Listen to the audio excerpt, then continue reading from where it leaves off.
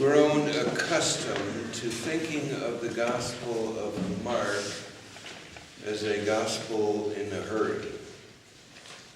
And so it would seem this first chapter of Mark, Jesus is doing all kinds of stuff. And it was almost breathless trying to keep up with him. But the thing that we miss out in reading it that way is the symbolic content of a lot of the stories. So, the story of the healing of Simon's mother-in-law. By the way, we've grown accustomed to thinking of Jesus and the boys as all bachelors. But if Simon had a mother-in-law, it meant he was married, right? And it is likely that most of the other disciples were married, and perhaps even Jesus was. But the gospel writers, they're patriarchal, and so they talk about the boys instead of families and all of the rest of that. So this story of the healing of Simon's mother-in-law, a cavalier sort of reading of it would say, Jesus and the boys leave the synagogue. They go to Simon's house. They're tired and they're hungry. And none of them, being boys, know how to fix lunch. And Simon's mother-in-law is sick in bed, and so they have to get her up so she can fix lunch.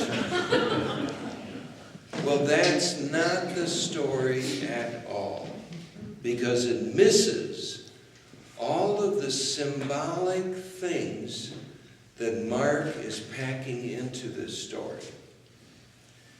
First of all, let's just remember that last week we had the synagogue story in which there is this encounter between Jesus and the person with the demon.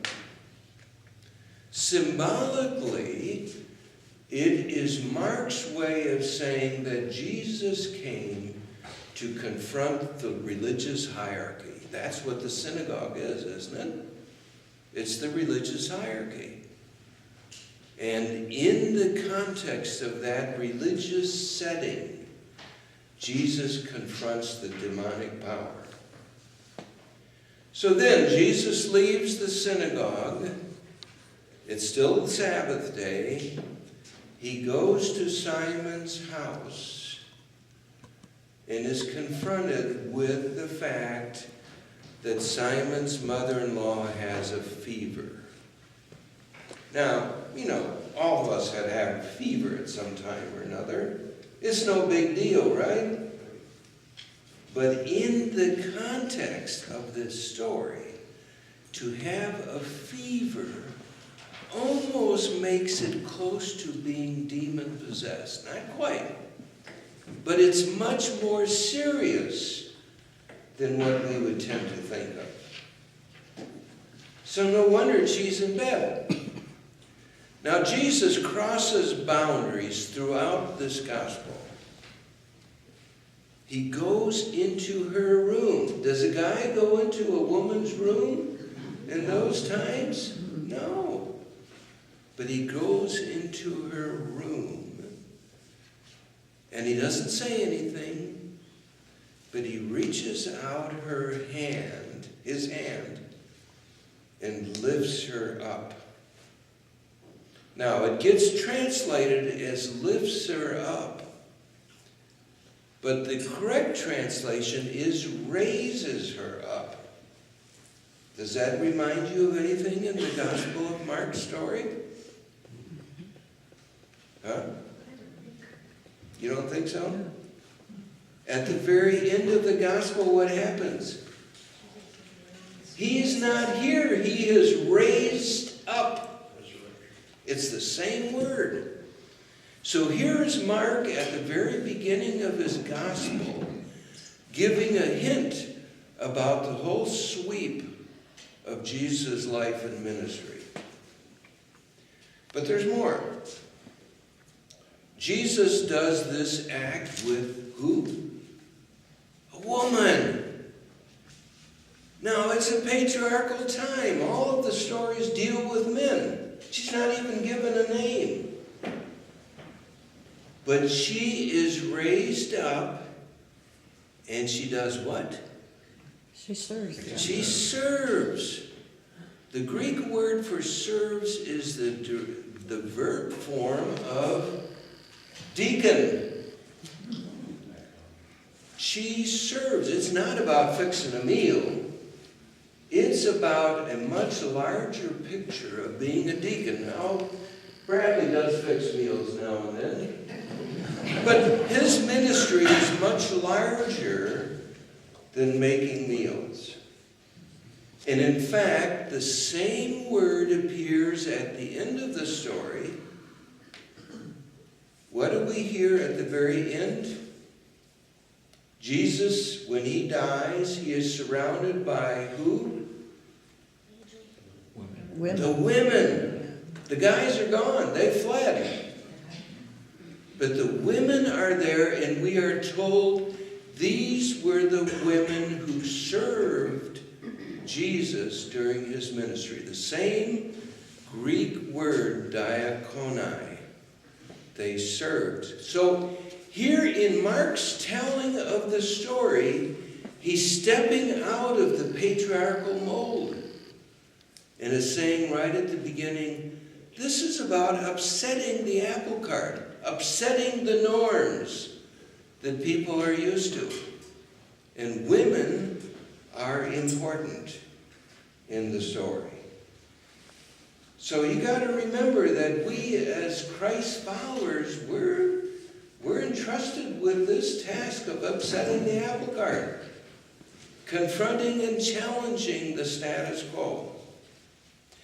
Now, in this telling of the events in Jesus' life, he heals Simon's mother-in-law, and then we're told that all the people come to be healed and demons cast out. When do they do this?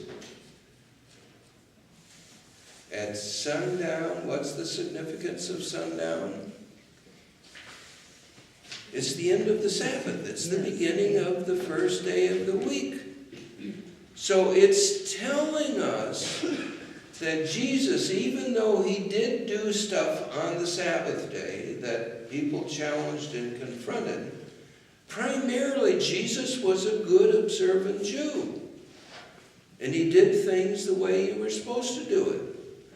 So the activity, the ministry, I mean, it's a crowd that come to the house. They come after the Sabbath day. And then what happens in this story? Early in the morning, he goes off into the wilderness. Now, we're not going to hear it until 2 Sundays from now, but wilderness, what happens in wilderness? The beginning of Lent, Jesus is chased into the wilderness. We don't like the wilderness, most of us. Well, some of us do. I do, but, most of us, the wilderness is a scary place. But for Jesus, the wilderness was a place where he communed with God. And so Jesus goes off early in the morning to the wilderness. He's had a busy day. He's done all kinds of stuff. And then it's an interesting nuance, and this also reflects on what happens in this gospel. What does Simon and the other disciples do? They search for him. They hunt for him. This is like hunting, going off deer hunting. This is a strong word. They hunt for him because he's off somewhere and they want him back so he can still do the stuff that, everybody's all excited about. So Jesus, in the midst of activity, in the midst of being successful, goes off into the wilderness to pray. What does that say about our lives? How important is it for us, for each of you, in your daily life to have a wilderness time to have a time where you were quiet and alone and with your God? That's what happens right at the beginning of this story of Jesus. It's powerful stuff. And Jesus could only be, I would contend, what he is through the rest of this Gospel of Mark, in the context of taking his time. And we hear this 2 or 3 more times in the Gospel of Mark, where Jesus goes off into the wilderness to pray. It's an important grounding of who he is.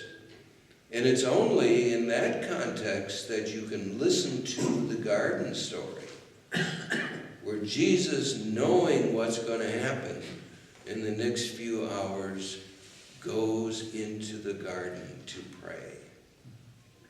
Prayer, time alone with God, has to be the grounding that we have in order to do the ministry we're called to do.